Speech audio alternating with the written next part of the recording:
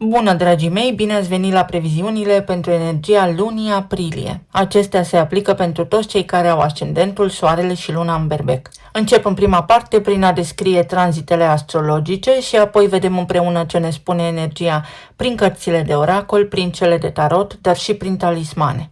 Luați, vă rog, în considerare faptul că acestea sunt previziuni generale pentru cei care au ascendentul, soarele și luna în berbec. Luna aprilie debutează cu luna plină din balanță, pe casa a 7-a în cazul vostru, iar aici avem deja o axă extrem de activă, axa relațiilor, casa 1 și casa a 7-a. Această lună plină, care aduce foarte multe concluzii, nu este izolată. Ea se află într-un context tensionat cu energia din berbec, pentru că soarele, înainte de a intra în taur și ulterior planetele care vor intra rând pe rând în berbec, creează o opoziție continuă între autonomie și relație.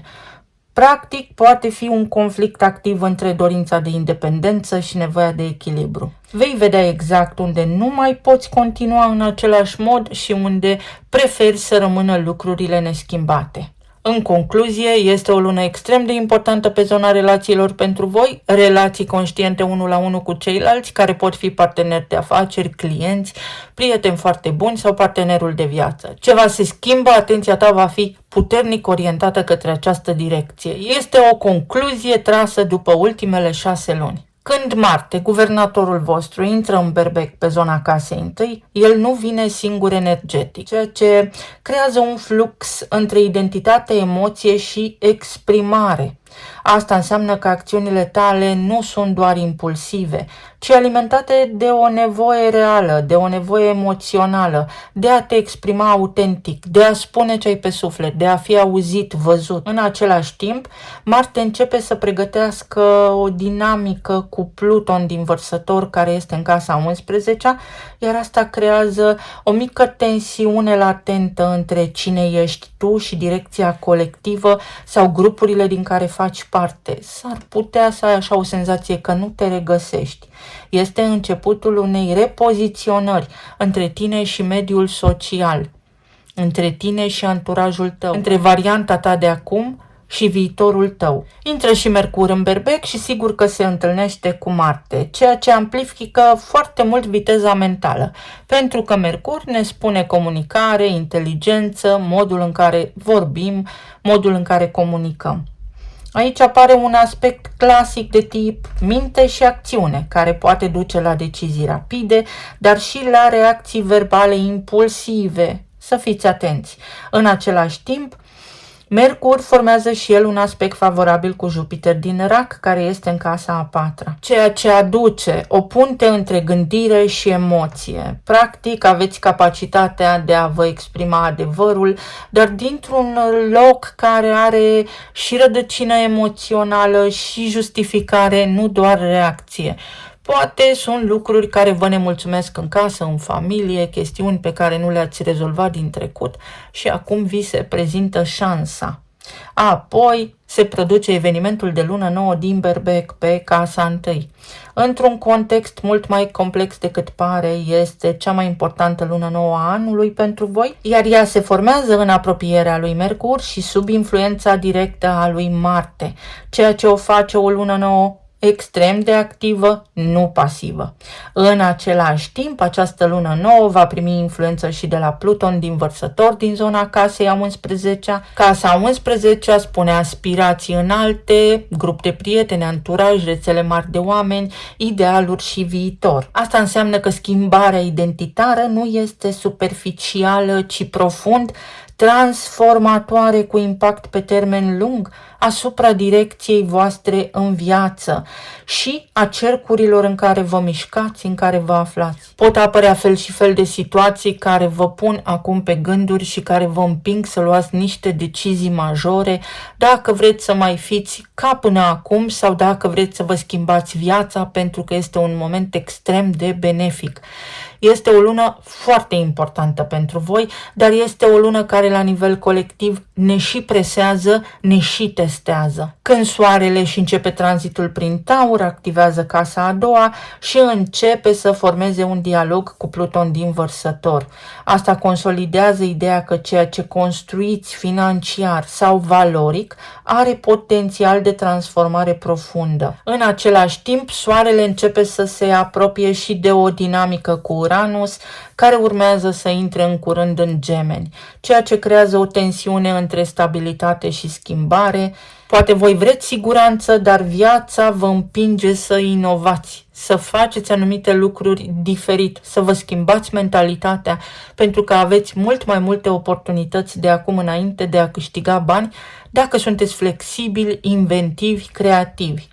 Venus își începe și ea tranzitul prin Gemeni în casa a treia și formează un aspect plăcut, un dialog armonios cu Pluton din Vărsător, ceea ce aduce profunzime în comunicare. În această lună nu mai vorbim despre conversații ușoare, ci dialoguri care pot schimba vieți, relații, percepții sau chiar direcțiile în viață. Casa a treia are legătură cu frații, surorile, rudele apropiate, comunitatea, drumurile pe distanțe scurte, contractele, negocierile și mentalitatea.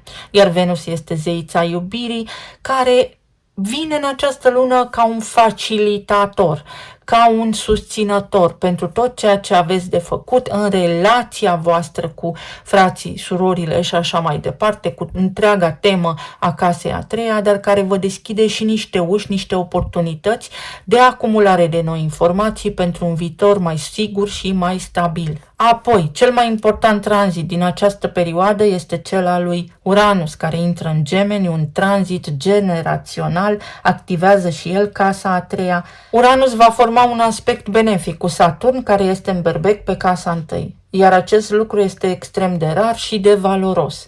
Schimbare plus structură. O schimbare acum poate dura pe termen lung. Asta înseamnă că nu este doar o revoluție haotică, ci o schimbare de mentalitate care poate fi integrată și construită în timp. În același timp, Uranus intră într-o relație de tensiune cu zona emoțională din rac, ceea ce poate crea momente în care mintea merge înainte mai repede decât emoțiile noastre.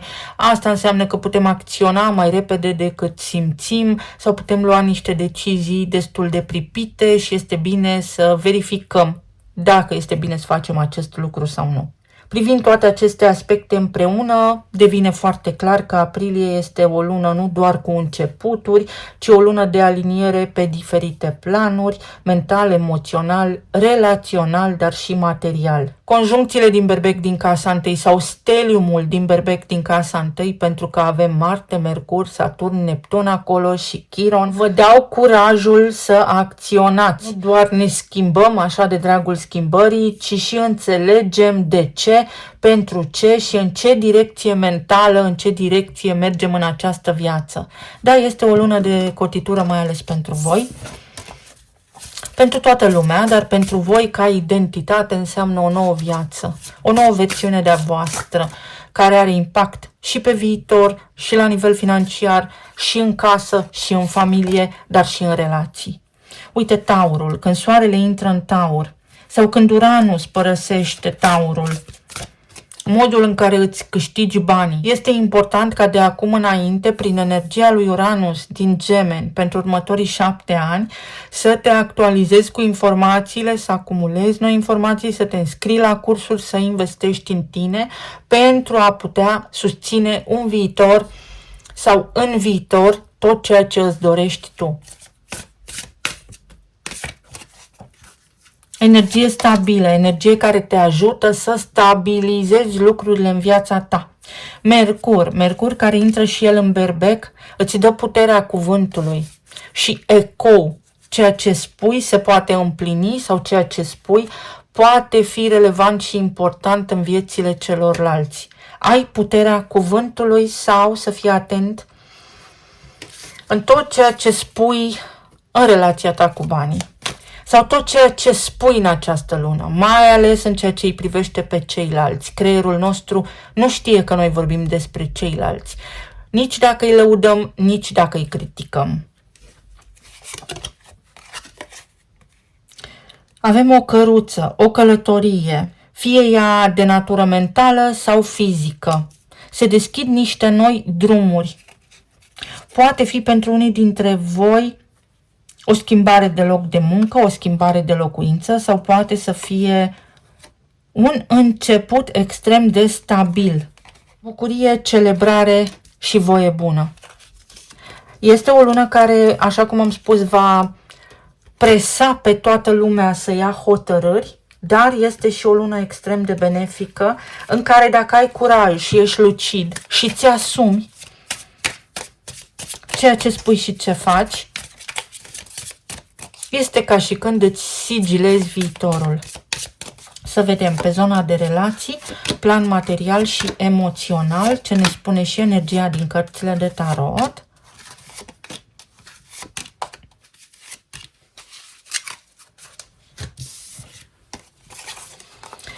Doi de bâte, 9 de bâte și 7 de cupe. Pe zona de relații vor apărea la suprafață acele aspecte care te-au deranjat, acele aspecte care te-au frânat din evoluție în raport cu ceilalți.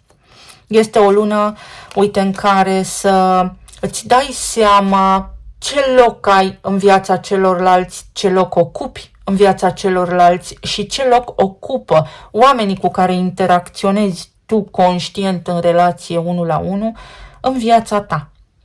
O lună pentru analiză, o lună pentru decizii, o lună care te împinge să iei hotărâri. Venim după un sezon al peștilor, într-adevăr, în sensul că Mercur a fost în retrogradare în pești, totul a fost destul de haotic, dar acum poți corecta, poți clarifica extrem de multe lucruri în relațiile tale, inclusiv pe zona financiară. Cavalerul de monede. Pentru voi această lună indică clar faptul că trebuie să luați niște hotărâri în ceea ce îi privește pe ceilalți sau în relațiile pe care le aveți. În altă ordine de idei, poate fi vorba despre o persoană care își ia un angajament ferm în ceea ce vă privește. 2 de cupe. O lună în care clarifici foarte multe lucruri cu partenerul de viață, se clarifică lucrurile cu ai tăi clienți, dacă ești antreprenor, cu partenerul de afaceri, cu niște prieteni foarte buni, acolo unde au existat blocaje.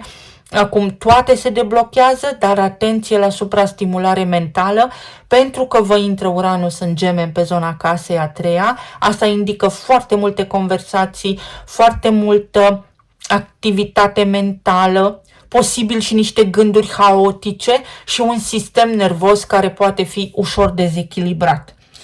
Atenție la acest lucru, aveți nevoie de activitate fizică, aveți nevoie de activitate pentru suflet, care să vă împământeze, care să vă ajute pentru a fi în permanență motivați să mergeți mai departe. Poate fi o persoană care se întoarce în sfârșit către voi în această perioadă. Poate fi o propunere după o perioadă lungă de timp de relație, o propunere de căsătorie, poate fi o propunere de avansare în relație. Adevăr, justiție, totul ca la carte, identitatea și uite ce interesant, pentru că veți avea luna nouă și luna plină pe axa relațiilor, eu cu mine, identitatea mea și eu în raport cu ceilalți, iar energia ne spune că este momentul oportun în care se pot lămuri foarte multe aspecte tensionate pe zona de relație, se pot clarifica foarte multe lucruri, mai ales acolo unde au existat dubii, neclaritate, lipsă de sinceritate. Pentru aceia dintre voi care aveți chestiuni financiare sau legale sau judiciare, să le spunem așa, în desfășurare, poate fi o lună extrem de bună.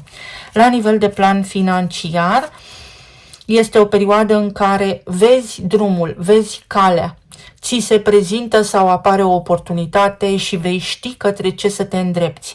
Acesta este Pluton din Vărsător, iar acesta este Soarele din Taur, iar asta înseamnă că în viața ta la nivel financiar acum se pot petrece foarte multe lucruri care aduc schimbare și schimbarea este benefică dacă iei hotărârea curajoasă de a acționa. Ieșirea dintr-un blocaj la nivel financiar.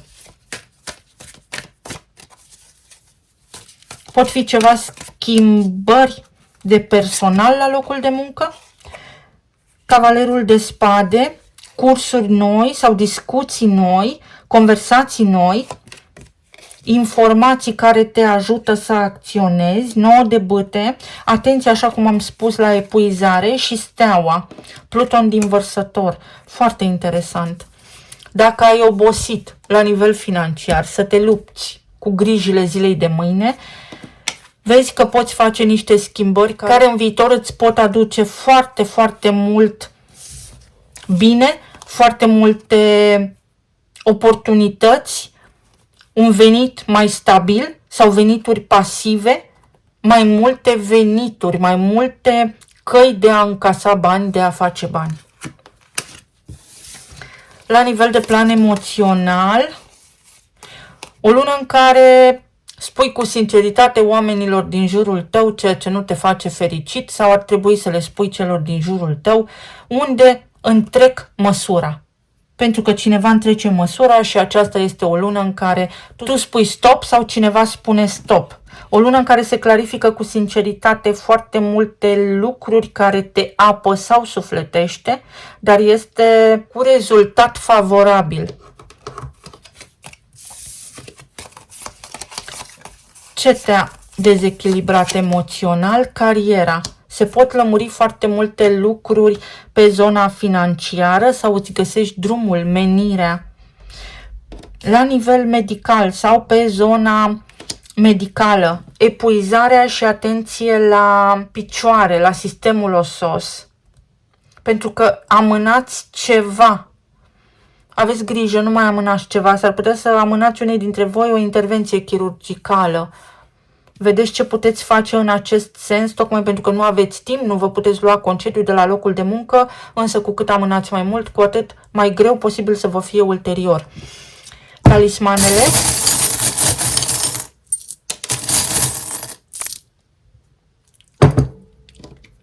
O schimbare de drum pentru că până acum ați încercat și ați încercat să mergeți într-o direcție, dar unde drumul era închis.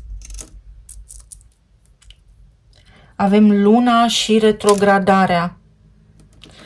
Luna trecută, când au fost eclipsele, s-au întâmplat niște lucruri sau ar fi trebuit să aveți mai clar, în mintea voastră cel puțin, ce aveți de făcut. Apare o soluție sau iese un adevăr la suprafață. Un adevăr care vă aduce extrem de multă bucurie sau un adevăr care vă face să vă simțiți ușurați, eliberați. Faetonul și eremitul. Ieșirea din izolare, o externare sau capacitatea de a delega anumite sarcini oamenilor care ar trebui să se ocupe de ele pentru că până acum v-ați jertfit, v-ați sacrificat. În altă ordine de idei, pentru unii dintre voi poate fi o eliberare sau o dezlegare umbilicală de cineva, pentru că nu sunteți voi responsabili pentru acea persoană. O veste extrem de bună. O roată care se învârte. Uite, un ghinion care se poate termina. Mai ales la nivel financiar. Trebuie să curățați acolo niște gânduri. Oportunități noi. Oportunități de interviu. Ieșiri în oraș cu prietenii. Mai multă pasiune și mai multă bucurie și roata destinului X. Roata destinului vă sprijină, se învârte roata, schimbați direcția, o lună care va aduce foarte multă claritate dacă o căutați, desigur. Eu vă mulțumesc foarte mult, vă doresc să aveți o lună minunată, superbă, să fiți bine, sănătoși și iubiți și să ne auzim cu bine și data viitoare. Pa, pa!